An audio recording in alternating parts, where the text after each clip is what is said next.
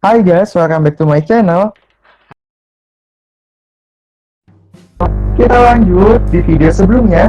Kalau kalian udah nonton video sebelumnya itu kita sudah mengenai teknik sipil secara umum. Selanjutnya kita akan bahas mengenai setelah kalian dari teknik sipil, setelah lulus dari teknik sipil, tentunya kalian dapat gelar sarjana teknik. Nah, setelah mendapat gelar itu selanjutnya itu apa sih? Kalian bakal kerja di mana sih setelah lulusan teknik sipil? Karena banyak orang yang mikir bahwa kalau lulusan teknik sipil itu kerjanya di pegawai negeri sipil.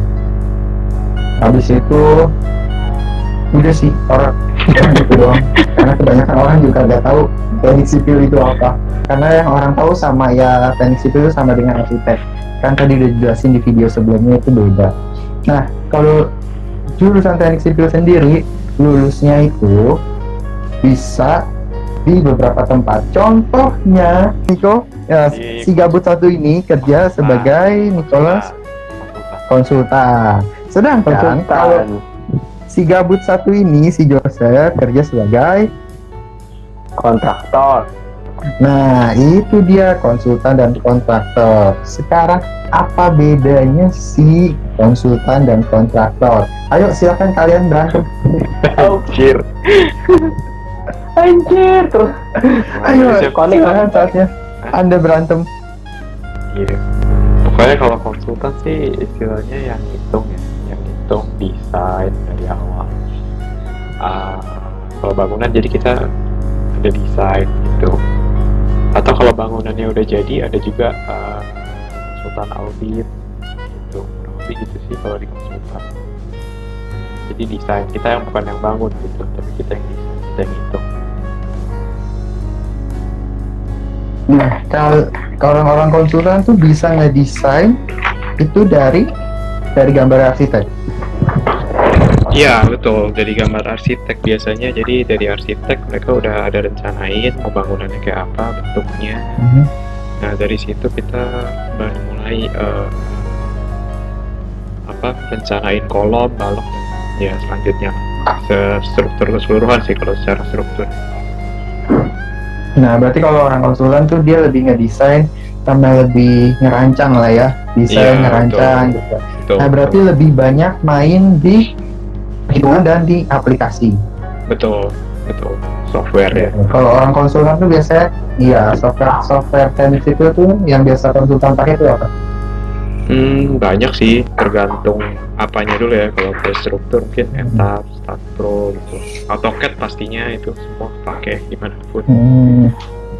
Nah, lalu bedanya apa sih? Nah, kalau konsultan kan tadi itu. Nah, si kontraktor nih, apa tuh kontraktor? Apa kontraktor? Nyolot gitu ya. Ya intinya. Iya, gue juga nggak tahu apa. Intinya kita dikontrak untuk membangun. Iya dong. Betul. Bener dong. Setuju. Bener. Berarti itu ya singkatan kontraktor itu ya? Iya betul. Baru tahu lah gue.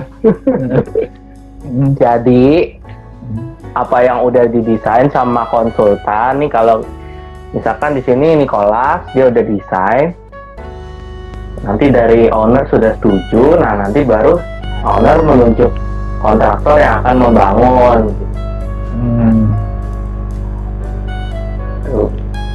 Udah gini doang kerja lu.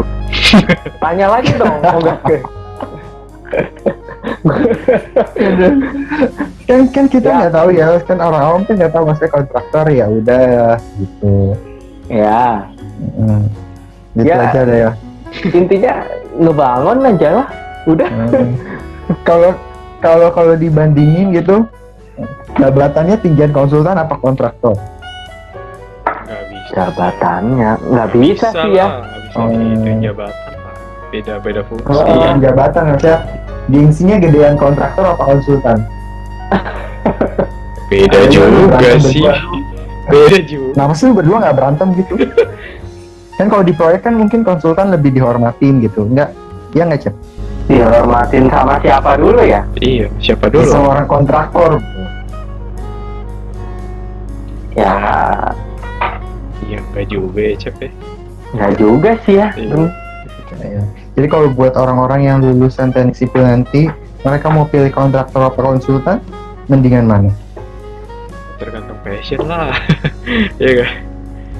Tergantung passion. Lu Iya. milih kontraktor karena, lu milih konsultan karena? Karena kan kalau konsultan kan kita ngitung lagi, jadi yang dipelajari di kuliah ya kayak teori-teorinya benar-benar kepake lagi gitu. Jadi kita banyak main teori lah. Kalau lu milih kontraktor, kenapa sih? Karena kalau di kontraktor kita bisa ngelihat langsung ya wujud fisik dari yang udah didesain gitu. Tuh. Kirain gue mau jawab, karena gue beasiswanya di situ. Oh gitu. Iya. Jadi mau nggak mau gue di kontraktor. Enggak. Itulah. Iya. Plus minus lah semua. Tuh. Kalau gitu, menurut kalian plusnya di konsultan apa, di minusnya di konsultan apa? Niko. Nah, kayak di konsultan belajar ngulang lagi, belajar dari istilahnya ngulang lagi lah. Maksudnya benar-benar belajar lagi. Jadi tahu banget istilahnya detail kalau bangunan harus gimana, hitungannya gimana, itu benar-benar praktek banget lah. Kekurangannya mungkin apa ya? Kita nggak ngeliat wujud aslinya sih. Maksudnya lebih jarang melihat wujud aslinya. Kalau kontraktor kan setiap hari di lapangan pasti ngeliat seperti apa pekerjaannya gitu. Kita di konsultan nggak terlalu tahu teorinya, tahu harus gimana, cuma kadang-kadang masalah di lapangan kan ada aja. Nah itu kontraktor yang lebih tahu tuh. Gimana Ocep, plus minus kontraktor menurut Anda? Kalau plusnya ya seperti yang dibilang Niko, kita bisa ngelihat langsung apa yang kita bangun. Sampai detail-detailnya kita tahu. Tuh. Kalau minusnya, ya tentunya namanya kontraktor itu kan dikejar banget tuh. Jadi kadang ya jadwalnya itu sulit gitu, membagi waktu antara pekerjaan dan kehidupan kita gitu sehari-hari. Kehidupan apa? Kehidupan percintaan lu lagi. Makanya kan ada pepatah bilang kalau di proyek itu 70% itu hidupnya untuk proyek,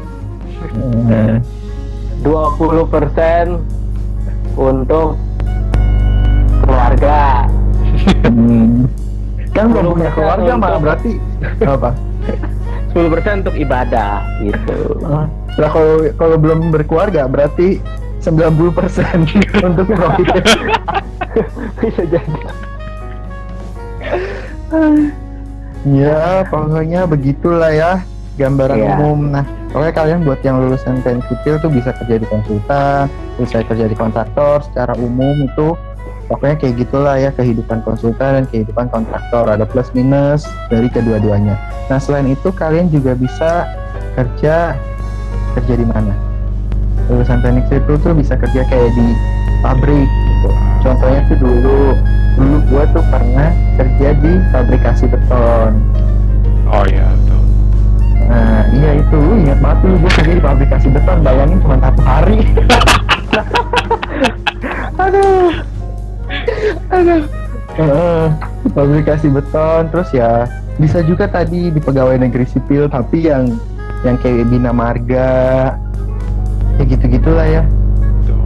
Terus bisa juga kerja di bank, bisa kerja di bank bisa, terus kerja di Obat. ya banyak sih. Kalau kalian bingung gitu nanti kalau teknik sipil, lulusan teknik sipil kerja di mana, kayak menurut gue sih banyak aja lowongan di mana aja gitu.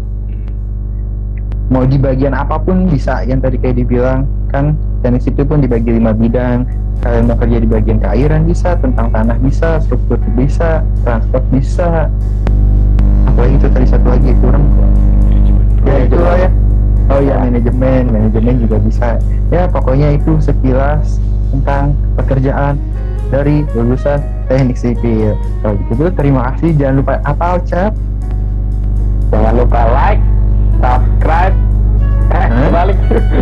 Like, jangan like, comment, and subscribe. Karena subscribe itu Gratis.